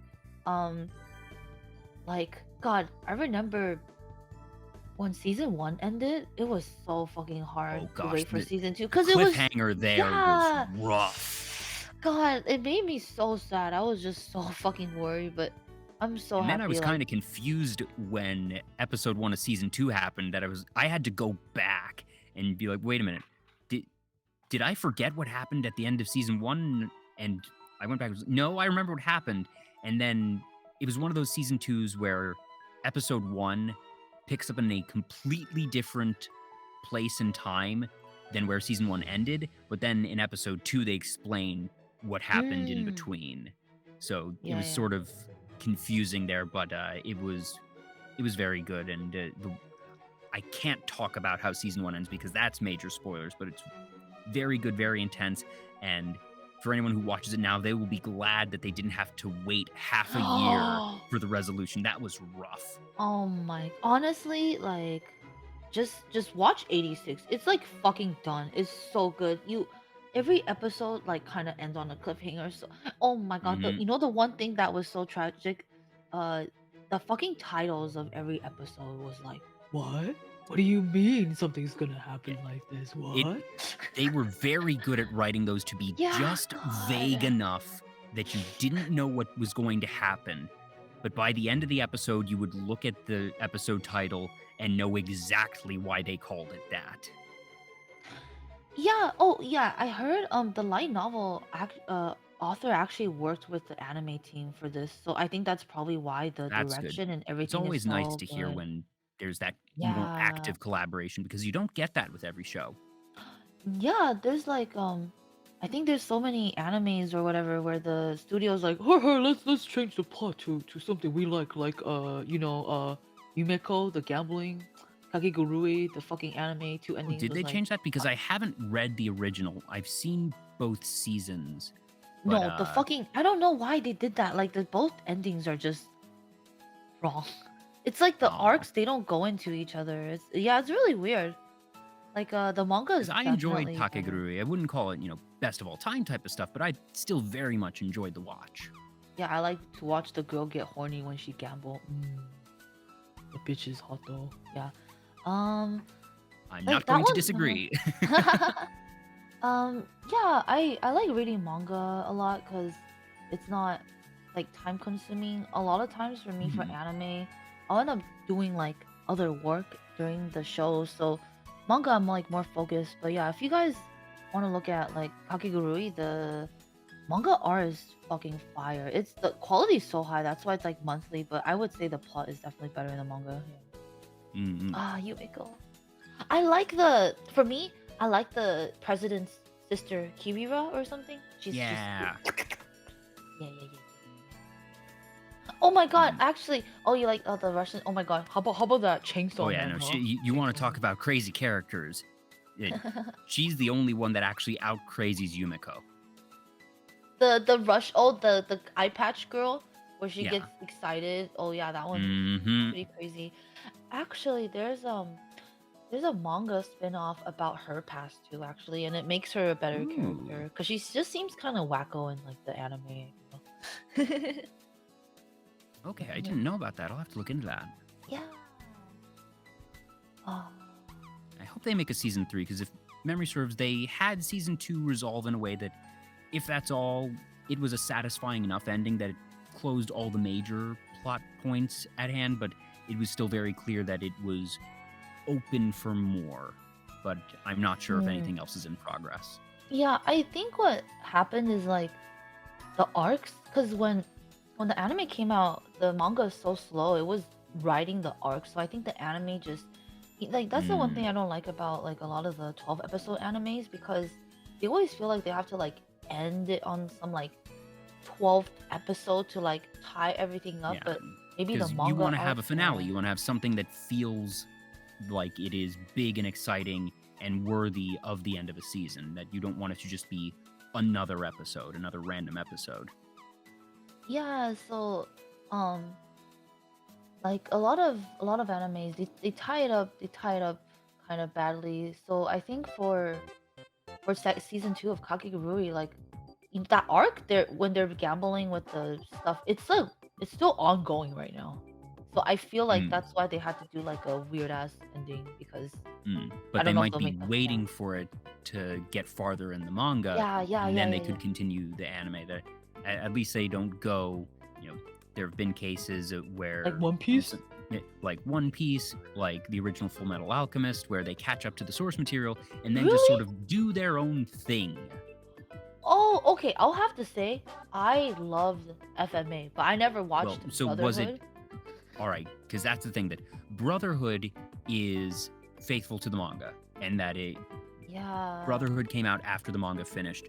The original came out while it was still being written, and they very quickly diverged. And to be fair, Full Metal Alchemist, the original series, still was very good. I will very much say, though, that I think Brotherhood is better, and that seems Oh to be the no no general no. consensus. But the original is still worth watching. It's still a good show. That it, you sometimes see things go off the rails, and it's just bad. At the very least, what they did with FMA was good. Okay, so my reasoning is like I know Brotherhood is good, but the manga, the stylization of the eyes, it really bothered me. It doesn't have like the line under Mm, it, so Ed like just looks fat. Like he looks so much sexier in like the first one, but I know the plot isn't as good. But man, like I was super into FMA. I watched the movie. I bought like I have his watch, man. I have his watch. yeah, yeah. And the State And then Alchemist pocket watch. yeah, I like the yaoi back then. So like the Roy and the Ed was good. Yeah. Okay, Mm, I have to mention. Definitely a classic series, and that's been one that did similar to something like the Akatsuki from Naruto. That you still see that a fair bit of just whether it be sort of the State Alchemist uniform, or if Oh you have my the god. people just cosplaying Ed or Al. Oh wait, now I have to. You know what's fucked up when you see like those sad the chimera memes. Oh yeah, Like, no, and that's Yeah. for being only in one episode. That is the thing that will yeah. live on forever and ever in otaku culture of just Edward. Oh no, it's coming back. No. Poor Nina. Oh. Interesting. Very Yeah, I funny even for watched sure. the movie. I even watched the movie for FMA, but it was like a spin-off. Cause Ed was like older and hot. I'm like, oh, I watch.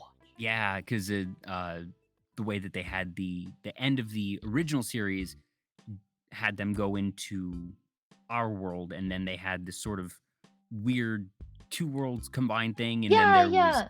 some historical parallels, and it was interesting for sure. That it wasn't a bad movie, but it was very unexpected, I suppose. Yeah, yeah. It's okay. It was for the Ed fan service and Roy in the eye patch, you know. Hmm Good shows.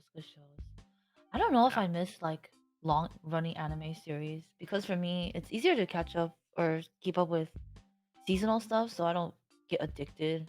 Yep. But then sometimes cliffhangers do feel bad. Yeah. I don't watch One Piece because I didn't get into it when I was younger, and by the time I really got into anime, it was already on episode 300 or something. I was like, I'd rather just watch a bunch of 12 or 24 episode shows than watch a 300 or what is now 1,000 episode show. And you still get them every so often for these run-ons, but they're mostly shonens that are aimed at younger demographics anyway. So I think that might also be part of why we feel like they aren't as common, because you still have Boruto, there's Black Pokemon. Clover. Pokemon, I yeah, just actually tried to watch Pokemon at one point. Like I was downloading the Japanese episodes, but it just kind of felt like bland or whatever. It was just like the fucking the same. Oh my god! I think yeah, for us it's a now, kids show. no, yeah. I think the difference is like kids show is literally all fillers. They literally go nowhere for like 100 episodes. But me, me as in a cultured adult, I'm like, hey, can you tell me what's gonna happen? You only have 12 episodes to tell me what's gonna happen. Hurry up, Yeah. you know? Yeah. Still, Oh. younger kids see those Pokemon episodes and then eventually graduate to the the more adult ones, the more mature ones. So you have to make sure that there are those kid shows out there as that sort of gateway. And I will agree though that I watched Pokemon growing up. I don't keep up with it now, even though I still play the games. That just Ah, the yeah, anime yeah, is very yeah. slow, and you're right, it doesn't really go anywhere. Wait, I'll tell you something funny though. Mm, Precure, it's like that magical girl show. It yeah, yeah. has like the most fucked up doujinshis, like on the porn sites. They're really Oh fucked up. my. Yeah, isn't it weird? But like magical girl stuff, like things just happen to them. Because I think the parallels like magical girls are also pure because they have to be pure to like access the Mm-hmm. power. So I guess all the horny people they're like, what if she's That not pure? it's similar to how Madoka turned the genre on its head from a sort of tragic Yes. standpoint, that it makes sense that doujin artists and writers would then take things like that and turn it on its head from that perspective. Plus, those are shows that if you grew up with them, I suppose, that you have that sort of nostalgia and familiarity, and that, people like nostalgia, people like things they're familiar with. So it stands to reason that, for your hentai, for your doujin, that you'd also want something that's a little bit nostalgic in one way or another. Yeah. Oh. For some more recent ones, obviously there was my Dress Up Darling, like you mentioned, and we saw your art for it, and that's been a big one for the last season. Spy Family is one of the big names for the season. I do need to see episode 2 because that just came out. It Yeah, was either late last night or this morning, so I fucking I saw do need to get to screenshots. that. I saw screenshots Ooh. on Twitter, but I already read some of the manga, so I kind of know what happens. But damn, she's cute, man. She's cute. I'm very The much whole looking forward show's to cute. it because I have several friends who have read the manga and have been telling me about it since before the anime was announced. And I'm the type that will actually not read the manga because I would prefer to see it animated and with music and Oh, everything. So weirdo. I've Okay. it's just sort of how I roll. But I have avoided, but I've been really looking forward to it. So I'm very excited to finally be, seeing all this. And like I said, just from episode 1, I can Oh. already tell that, I can understand why my friends enjoy the series so much, and I'm looking forward to being able to go on this journey myself. Hmm. Yeah. Oh, I have this bad habit for when I watch anime. Habit to Promise Neverland. Also, that anime, the ending Oh was like yeah, you really want to talk sad. about botched endings? Yeah. But I remember I have this habit where I'll watch Power. I did this to Powerless Nana too. Powerless Nana was also really good. That was a I'll fun watch. one. I enjoyed that. Yeah, I'll watch one episode and then I'll end on like cliffhangers and I'll just read the whole manga. Yep, that's I have me. a couple of friends that will do that. That they enjoy episode 1 so much that they just Yep. cannot wait, and that within a week they've caught up on the manga. That's me. That's like Demon Slayer. I did that to like Promise Neverland. Platinum Man. I read Platinum Man because I love Death Note. It's not as good, but the art I enjoyed. Yeah, I saw up through about the halfway point of Platinum End, and I got busy, so I fell behind. And then I heard that it didn't end very well, so I never went back and finished it. But maybe I should? I mean, it's only like 55 chapters, but they're like really long. But I would say just finish it. It ends kind of weird, but I read it because the art is nice. I'm just like, oh damn, it's so pretty. It is very nice art. And Death Note is a very formative series for me. That was one of the first non-shonen shows. And I suppose Death Note is sort of shonen, that it was, published in Shonen Jump, but it was the first non-battle anime that I that I That's really got into, I true. suppose. It was. I think that after the time skip, it was kind of whatever. Oh my god, I remember. I literally there was a day in like school where I had really bad allergies, so I like ended up just not going to school, and I just spent the whole day catching up on Death Note. It was so good. Oh, yeah, Misa, she was hot. yeah. I love her. You want to talk about cosplays that you see a lot and that Oh, continue to see a lot? That's ooh. one. Yeah. I mean, I don't mind a Misa cosplay. It's so Yes, no fucking complaints. easy.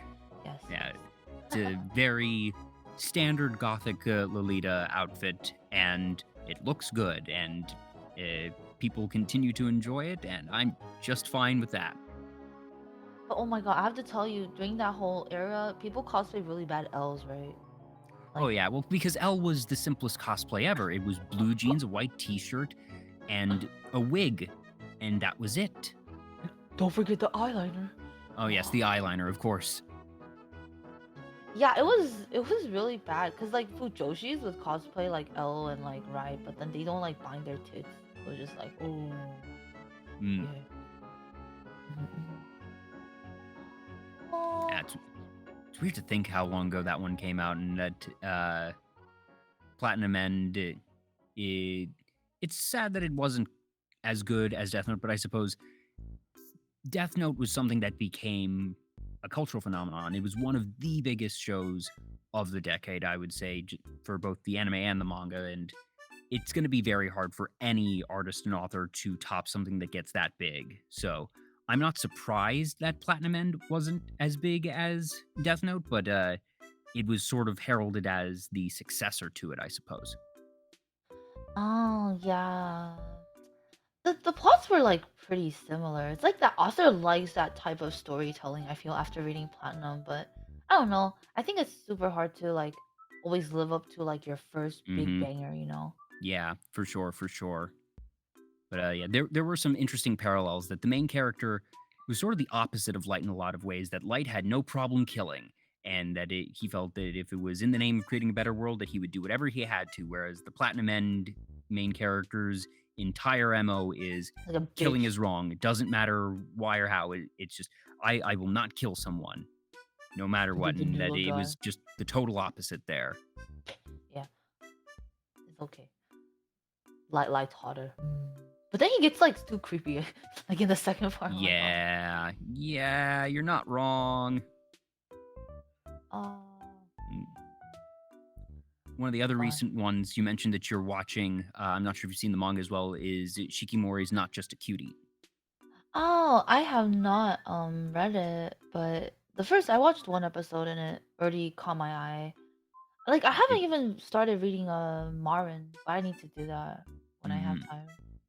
yeah, I haven't read that one either, but the first episode was very fun, and it is a very well animated show, and Shikimori is both cute and cool, as the title says. Yeah, actually, it honestly kind of caught me off guard, because I didn't know anything about the series when I went in. So when I first saw, the intro happen, I saw the girl. I'm like, oh, she just looks like a generic, cute pink hair girl.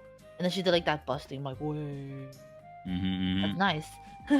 Yeah. Yeah, it's a fun one. I actually still need to see episode 2. I think that one came out recently. It's a really Oh. stacked season. That there's just there isn't anything big like Attack on Titan this season, but there's just a lot of really good shows, several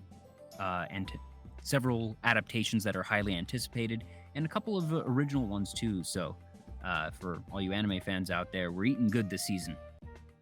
Yeah. Is this the spring? Is this spring? Yep, spring season. Yeah, I like it. It's good. Are there any shows that you're looking forward to, whether it be, later this year or something that you really hope to see get an adaptation? I don't look that ahead. So That's well, I fair. guess Chainsaw Man, right? I didn't read Mm-hmm. it, but so many I haven't people either. have.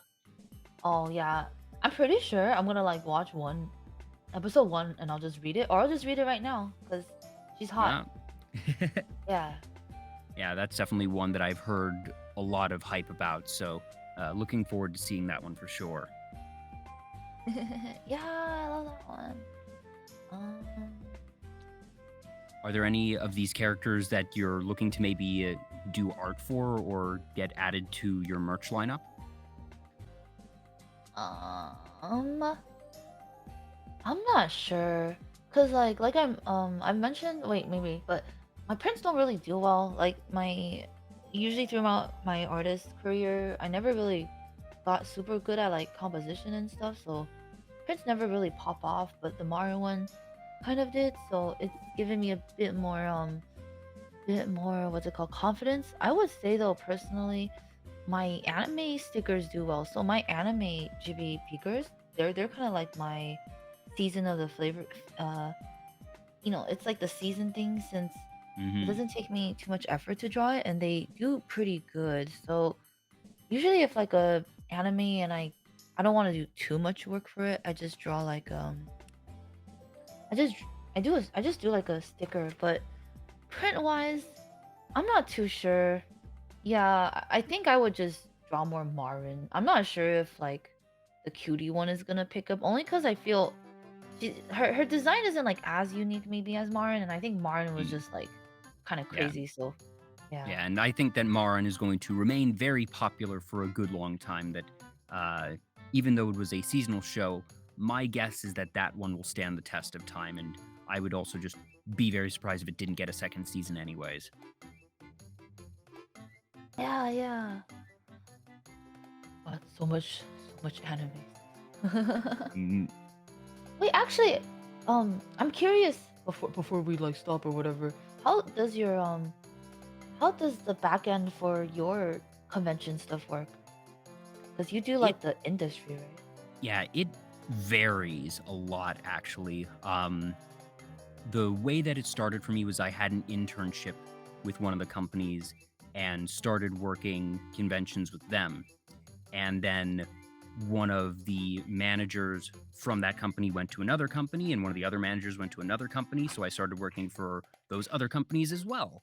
And fortunately, everyone played very nice, that they knew that I was doing work for all of these groups, which are technically competitors.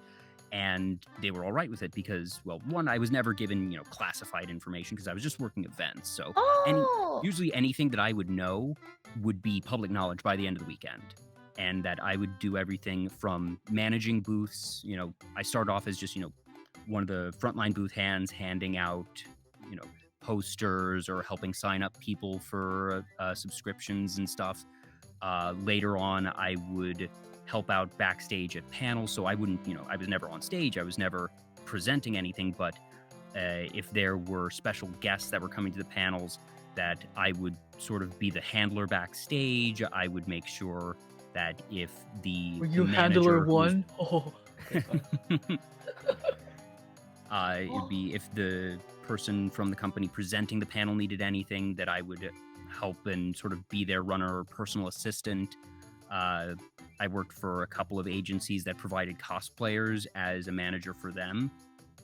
And then I have gone on to do work for a couple of conventions on the back end, sometimes with industries, sometimes just as on-site higher level staff, because basically what I do very well is professionalism and just getting stuff done.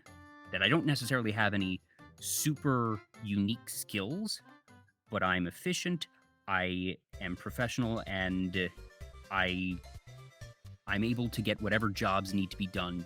So I've been very fortunate to have a lot of really cool, really special experiences, across several companies in the industry and across several conventions, of just being able to do all these different types of things. And it's been really fun. And now that conventions are starting to happen again, I'm trying to get all that ramped back up. Some things have changed where companies don't need people like me as much, that they're sometimes taking more internal. But there's still a couple opportunities, and my fingers are crossed that I'll be able to continue having those fun experiences.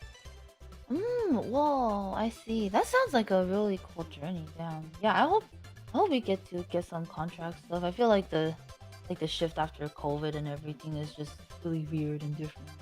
Yeah, it's never been my full time. I work for a game developer by day, and this is just something that I do on the side. And I get paid a fair amount. It's nothing that is going to be a full time wage, because this only happens even prior to COVID. It would only be maybe 8 conventions a year. But it would still be something fun, and it meant that, got a little bit of extra spending money and got to have these really fun experiences. So,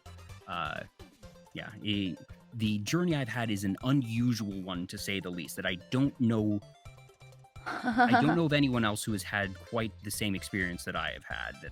And the work that I do is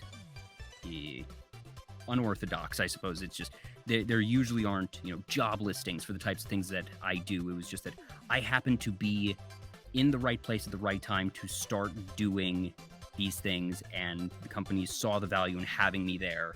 But it's not something that they're gonna put out a listing for, which is part of why some of the Oh. opportunities have come and gone, just because it's unconventional convention work. Oh, I see. Damn. Oh.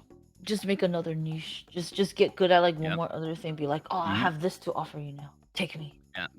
And there you go. VTuber interviews. How about that? Oh shit. Yeah, you could just manage them. Yeah. That'd be cool though. And for you, obviously you do all your work with art. Has staffing ever been something that you've done or had interest in, or do you just enjoy having the booth and being sort of a vendor in that sense? So, I've only staffed like once, maybe like once at AX, and I staffed once at Fanime. It's honestly whatever to me. I don't really like it. It's like I could just buy my badge. I don't need to waste my time just dealing with people, I guess. And I think nowadays it's probably more hectic. For me, I like being a vendor, honestly, because I hate lines. Like after being a vendor for so long for a lot of these shows, I can't imagine waiting like 5 hours to get my badge or some shit. Like Yep. Oh I yeah. prefer to just walk in, show them my ID, get my table, and then they just give me the badge, not like Yep. fucking wait. Yeah. It's like it's so hard. Like my mod Amai went to SakuraCon, and like they sold out. You have to actually go to cons early because the floor will be like over capacity, and then if you go Mhm. any later, you just can't go in. So if anyone is planning to do anime cons, you literally have to go like I would say if the con opens at 10, you need to be there at like 8 or 9 just to guarantee that you'll like go in and stuff. But yeah, attendee is kind of whatever. I love being vendor. Also, you get to like look at everyone's booths, and you get to like walk in the area of like their Yeah. setup. You get the Cut the line. preview of everything. That's definitely one of the fringe benefits that I've had as well. Of just like you said, you don't need to wait in that giant badge line. That you go to the industry line or the exhibitor line, and you get your thing, and you're good. Getting to see people just setting up their booths, for me, that I'm a bit of a business nerd, so I love seeing the setups and just sort of the production that goes into it, especially at the bigger booths that industry will usually have very fancy setups. Sometimes they'll have stages, or they'll just have these really big walls with the art from their shows, and it's been cool to see that evolve over the years. And the sort of back end setup of it all is something that you don't get to see when you're waiting in line for your attendee badge. Oh, yeah. I agree. It's a definitely different experience, but I've had some friends help me table and whatnot, and they're like an attendee, and they always say like, "Man, I enjoy the vending life way more." So. It's fun being on the other side of that curtain, even if it only for a little bit, of sort of seeing how things run. And it's whether you are an artist or a vendor or industry, the thing that you get being that side of the con is that you get the excitement and satisfaction of seeing the happy attendees, whether it be someone who is coming to your booth and is super excited at buying a print or a sticker, or me working industry and seeing people super excited in line for a panel for something, or coming to the booth and getting a super exclusive promo or something, and their eyes just lighting up, and they say, this is my favorite series. I've been reading it for ages. I've been looking forward to this con for months, and I'm very much an extrovert. And part of why I love conventions is for an extrovert, for someone who likes being around people, for someone who likes being around happy, excited people, there is nothing better than conventions, because that's what they are. It's big groups of excited people in the same place at the same time, being excited about the same thing. Yeah, it's definitely good. Like, all good vibes for sure. Sometimes people have like signs that's like, "Oh, hug me" or whatever. It's like funny, but then Yeah, COVID I think we're going to happened. see less of those signs after the past several years, but Yeah, it's so cool. And like, for me personally, I really like meeting the people like that come to my table. It's yeah. pretty nice. It's like you connect the dots. Honestly, over the years, I actually have some like loyal like local fans. Like whenever I table, they always come by and say hi. It's Oh, really that's it's a nice fantastic. feeling. Yeah. Yeah. And for me, I've made some lifelong friends from the people that I've met on staff, that some of those managers that I mentioned that started at the place where I had my internship and then moved to other places have become some of my dear friends and trusted mentors that have really helped shape my professional life, and I owe them more than I will ever possibly be able to repay them. And those are the types of experiences and relationships and people that you get to meet. Yeah. I agree. So I know you are busy and you have some things to do this afternoon. I have 2 last questions to ask you, Emu. Number 1, what are your goals for the rest of the year? That we're about a quarter of the way through 2022. Do you have anything that you want to accomplish before the end of the year, whether it be something that's based on metrics, or maybe it's that you want to debut a new model or complete a certain project? What do you have that you really are trying to get done by the end of the year? My life. Let me see. Yeah, I need to work on my 3.0. I'm drawing myself something new since this year, specifically, I do really want to go hard on art. I feel like I've been, I'm really busy. I do a lot of things. So I don't think I've really invested or really analyzed my art. And like just this year, I think after the partner anniversary drawing, I just really want to get good at like coloring and just other aspects of art. So I guess I might be more antisocial, but my tits will talk for me, like the drawings I do. So that's a big thing. I want to finish my model. I want to finish my mods model, then work on mines, and like eventually I do want to open up a VTuber model commissions. I also want to try to rig. Like I think I might actually Ooh. try to do some easy rigs, and you know, being an artist, I can like literally just I just shit out some like line art and just rig it myself because I draw. So I think that would be really amazing if I can, but it's a lot of time. Let me Mhm. see. Yeah, I feel like it's mostly art. Yeah, I just really want to Mhm. get good, and maybe I could draw art for some like high tier clients. It would be cool because the one nice thing to see is Yeah. seeing people in your style, right? So it always Mhm. brings me joy. So Yeah. hopefully I make it happen. I'm pretty optimistic that the best is yet to come for you. And the last question I have is, what does being a VTuber mean to you? That's not what is the definition of a VTuber, but to you, Emu, what does it mean to be a VTuber? I've had a lot of different answers to this, that things have ranged from a very professional, sort of clinical. People have said it is a mask that I wear, it is a tool in my arsenal as a creator.